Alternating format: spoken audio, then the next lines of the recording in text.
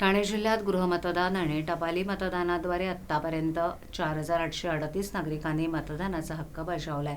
प्रत्येक नागरिकाने आपला मतदानाचा हक्क बजावावा किंबहुना कोणीही मतदानापासून वंचित राहू नये यासाठी भारत निवडणूक आयोगानं 85 वर्षावरील ज्येष्ठ नागरिकांसाठी आणि दिव्यांग व्यक्तींसाठी गृहमतदानाची सोय उपलब्ध करून दिली होती. तसंच अत्यावश्यक सेवेतील आणि निवडणूक कर्तव्यावर असल्यामुळे मतदानासाठी जाणं शक्य होणार नाही अशा कर्मचाऱ्यांसाठी टपाली मतदानाची सुविधा उपलब्ध करून दिली होती. ठाणे जिल्ह्यातील 18 विधानसभा मतदारसंघात गृहमतदानाची प्रक्रिया पूर्ण झाली आहे, तर टपाली मतदानाची प्रक्रिया सुरू असून या टपाली मतदानासही कर्मचाऱ्यांचा उत्स्फूर्त प्रतिसाद मिळतोय. ज्यांचं मतदान केंद्र परिघाबाहेर असून तिथे निवडणुका होऊ घातलेल्या आहेत अशा कर्मचाऱ्यांनी देखील टपाली मतदानाचा हक्क बजावलाय.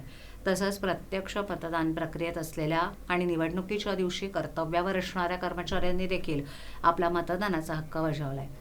ठाणे जिल्ह्यातील 18 विधानसभा मतदारसंघातून गृहमतदानासाठी एकूण 940 जणांनी अर्ज दाखल केले होते.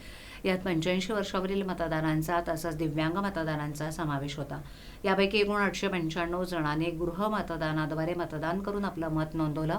यामध्ये 85 वर्षावरील एकूण 766 मतदारांनी तर 129 दिव्यांग मतदारांनी मतदान केले. निवडणूक आयोगानं गृहमतदानाची सोय करून दिल्याबद्दल अनेक ज्येष्ठ नागरिकांनी निवडणूक आयोगाचे सर्व ज्येष्ठ नागरिकांनी आभार मानलेत.